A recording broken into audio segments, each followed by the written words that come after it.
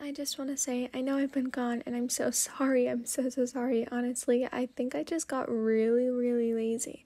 Anyways, this has been requested multiple times. So the fourth, part 1.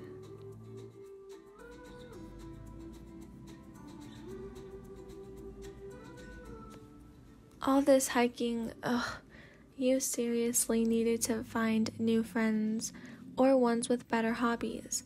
Are we there yet? You groan. All this hiking is good for you. You're always inside. Itona comments. You glare at the back of his head, see his butt, and kick him. Shut up. He stumbles forward a little bit, grunting at the pressure. The backpack he's been carrying falls a little low on his shoulders. You chuckle a little, feeling proud of yourself. Come on, guys, Nagisa says, buddying up next to you.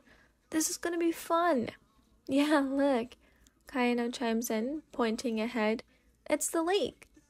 She screams and runs forward. How she has this much energy baffles you. You're sweaty and sticky, and all you want to do is dive headfirst into the lake up ahead. You wipe the sweat off your forehead. It was the 4th of July weekend, so this wasn't anything new. You and your friends always did something like this for the 4th. However, you were normally somewhere with ventilated cooling. Camping was Itona's idea. As if this could get any more unbearable, you had to share a tent with the bastard as well. You scowl, approaching your campsite. There was dry dirt everywhere, bugs and mosquitoes flying or propelling themselves around in your general vicinity. This is fun to you? You look toward Itona, scoffing. It's incredibly fun, he says monotonously, setting down his equipment. Come on, cheer up, Ryan, Karma says with a grin. It's not like it could get any worse, right? Oh, yeah, you say, squinting your eyes. That makes me feel tons better, thanks. The entire hike up to the campsite, the only thing you could think of was why.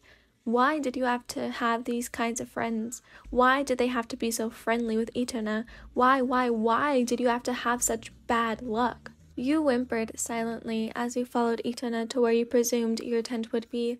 Hold this, he says, handing you a rod of some kind. You set your heavy bags in a neat pile and grab the rod.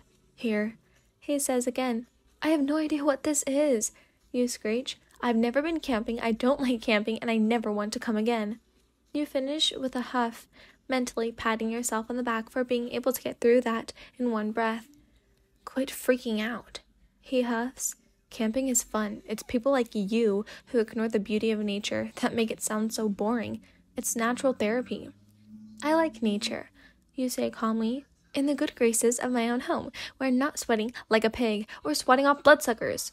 You smacked your arms. Why did you insist on wearing a short sleeve again? Oh, right, because it's bloody hot. You, again, huff. I told everyone to put on bug spray, he said, setting down whatever it was, then fishing through his backpack for a minute. He pulled out a can and threw it at you. You dropped the poles to catch it, sprayed everywhere. I don't know why you don't just listen. I don't know why you don't just listen, you mock. Itona looks up and stares at you for a moment, pressing his lips together and narrowing his eyes as if trying not to puncture you with the holes you'd just dropped. You stare back, daring him to do it. Eventually, he gives in, shaking his head, mumbling, 2 days, just 2 days. You roll your eyes, standing up to spray the bug spray. You look around, unable to enjoy the scenery simply because he enjoys it. You half glance, half glare at him.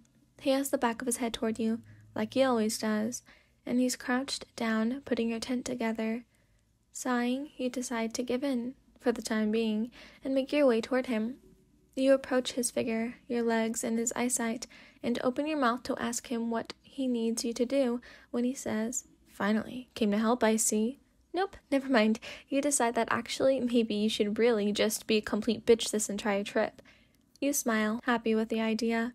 Ryan, grab this, he says, standing up to hand you something. See the hole in the tarp? Put the hole through it, and pull. That's all you need to do. As he walks to the other end of the tent tarp thing, the thought coursing through your mind is, he's lucky I haven't hit him with one of these poles yet. There's still time. Your mind reminds yourself. plenty of time.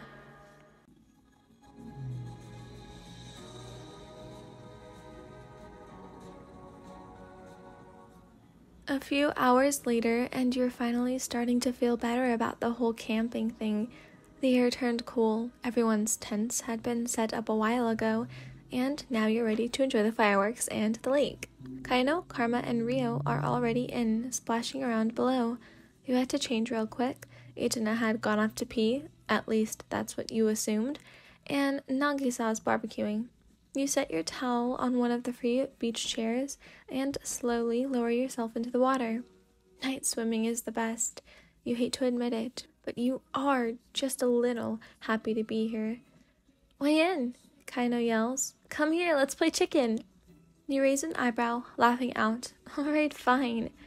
You eye Karma, and he eyes you. On the count of 3, you both went under at the same time. When Kaino threw her legs over your shoulders, you grip her thighs and hoist her and yourself out of the water again. Rio on Karma's shoulders is a sight to behold. You giggle at the two, wishing someone were here to catch it on camera. "Steady yourself," she yells, gripping his hair. "You stop pulling my hair." He yells back, then threatens, "I will throw you back into this water." You look up at Kaino, and she looks down at you. She's laughing so hard her face is turning red. She looks forward again and shouts, "Come on, guys!" Rio and Karma get a hold of themselves, determined to win. They lock eyes with each other, nod once, then attack.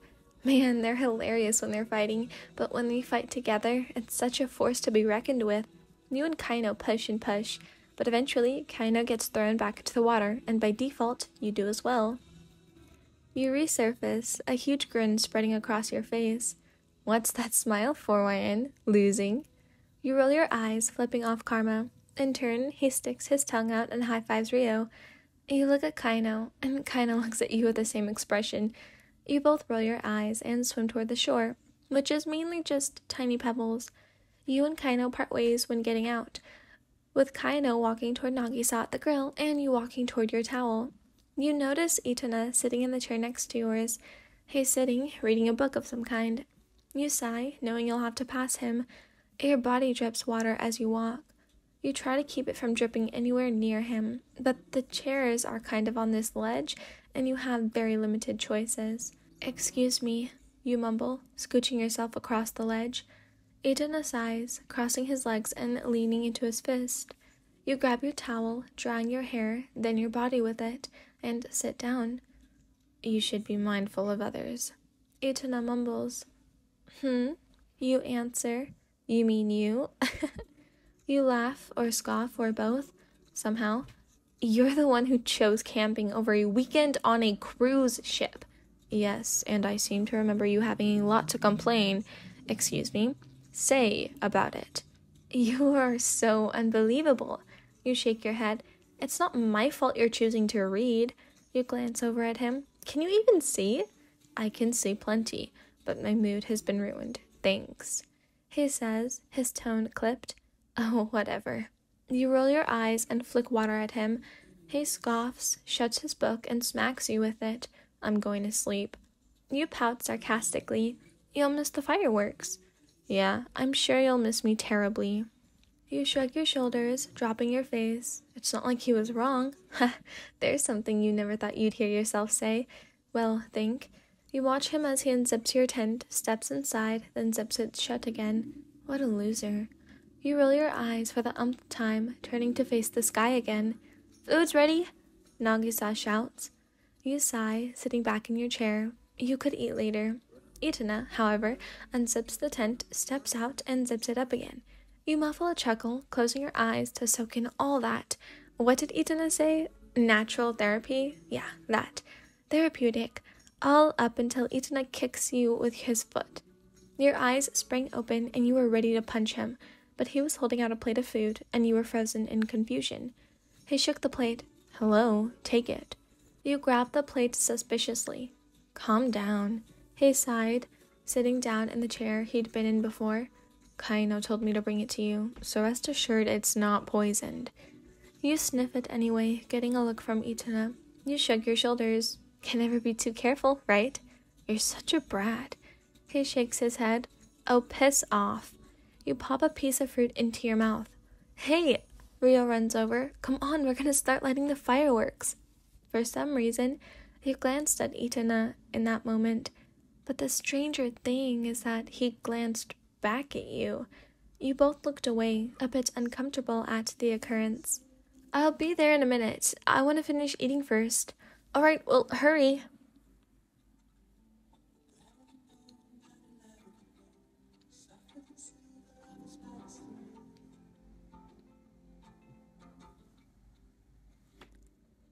Hey.